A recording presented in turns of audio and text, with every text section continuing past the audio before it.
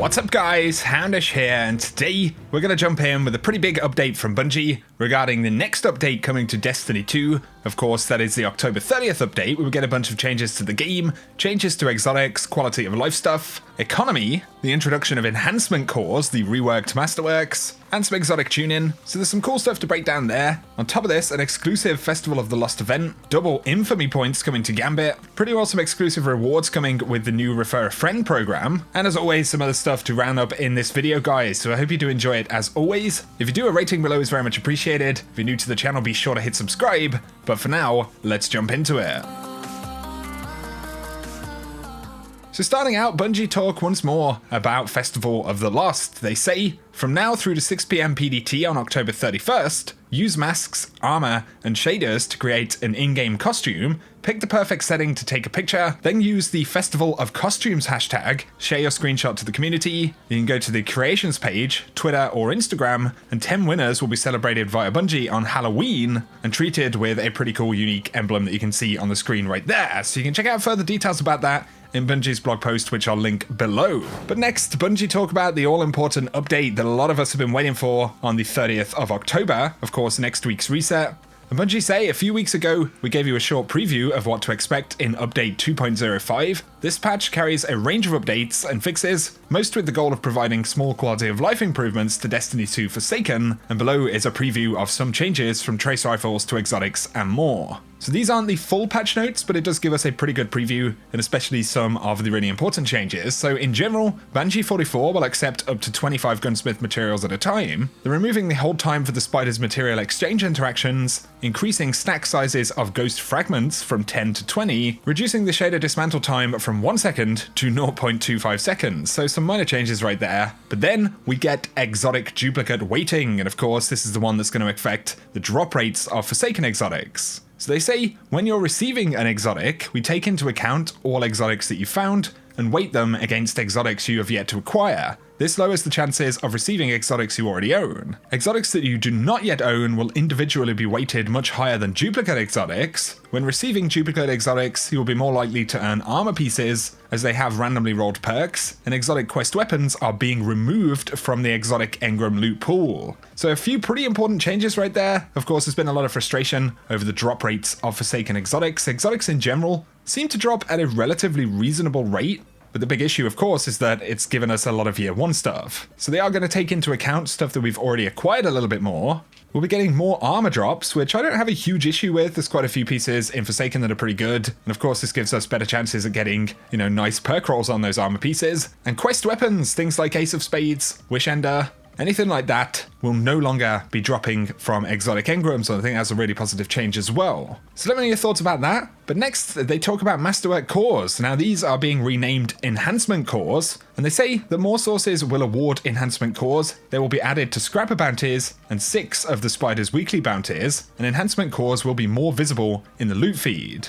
So firstly, Scrapper bounties themselves and the Spider's weekly bounties will have the chance to give us these Enhancement cores. That means there will be predictable, reliable ways to obtain them every single week, at least from the Spider. And there was a lot of conversation as to whether the Masterwork cores should be used for infusion or not. Bungie have decided to keep the infusion element and of course rename them to Enhancement cores as a much more generic kind of upgrade material to kind of clarify what they're used for. I'd be curious to hear your thoughts about that.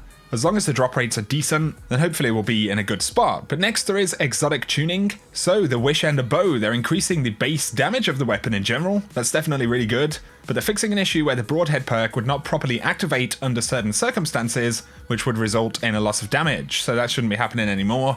And then the Malfeasance exotic hand cannon, they're increasing the explosive shadow detonation damage and increasing damage against Taken and invaders. So base damage against Taken as well as invaders in the Gambit mode, and they're buffing the exotic perk for the weapon. Let me know your thoughts about that. But we do have some slightly unexpected changes to trace rifles, so they will spawn with 50 ammo in the Crucible. I believe that's actually a buff, although I haven't really used them that much, so let me know down in the comments. And they will benefit from the following armor perks. So auto rifle loader, unflinching auto rifle aim, targeting, precision weapon targeting, and auto rifle dexterity. So they are fully classified as auto rifles and can benefit from all of those bonuses. They do say that there will be more in store as well. We plan to have patch notes up around about 9 PM PDT on Tuesday, just before this patch actually goes live into the game. And of course, we've spoken about it already, but a quick reminder, we will be getting a mystery quest pop-up next Tuesday, and from what we know, it's going to have a pretty juicy reward, so going to be worth sticking around for that one. But next, Bungie are doing something a little bit different with Gambit next week. So they say players will have their first chance to earn Infamy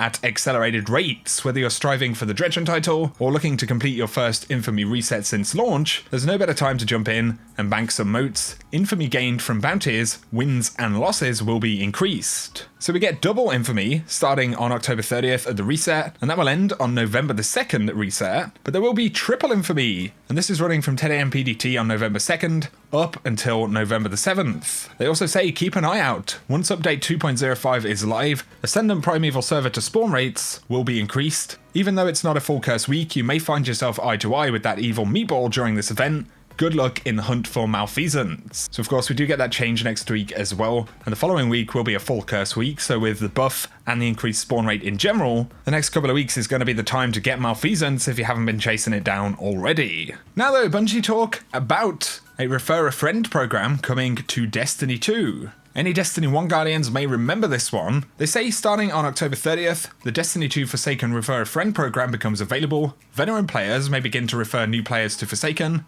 via a Bungie.net link and embark on the Refer a Friend quest. The quest gives you ample time to get your friend up to speed on everything, and as you complete steps throughout the quest, both of you, veteran and referral, will earn some sleek rewards to commemorate your camaraderie. So we've got a ship right there. Pretty cool kind of shader effect that it has on it. We have what looks like an ornament for the Borealis sniper there, definitely pretty unique. And there is also an exclusive emblem, and they say if you have multiple friends to refer, there's more loot to earn. Veteran players who refer multiple new players to Destiny 2 will receive additional rewards, and they show this sparrow right here, once again with a cool kind of skin. The veteran player requirements are as follows. You have to own Forsaken and invite new players for the Refer a Friend promotion, and a new player is any player who does not own Destiny 2 Forsaken. And this Refer a Friend program will become available at 10 AM PDT on October 30th, alongside that weekly reset. So I'm pretty happy about some of those changes that we'll be getting next week. It's going to be a really good time to grind. I personally have been holding off a little bit from hunting things like malfeasance because I know that this update is actually coming into the game, so I've kind of focused on different stuff. And I'm sure there are plenty of other players who've done a similar thing as well. And we'll have to see how those exotic drop rates are looking after the patch too. But there are some known issues in Forsaken that they're still tracking, including issues with masterwork weapons sent to the postmaster, and sometimes become just regular weapons, not masterworked. It's some kind of bug. Issues where players are unable to complete Petra's weekly bounty after meeting the certain objectives, an issue where the Shadow Throne emblem is not counting completions,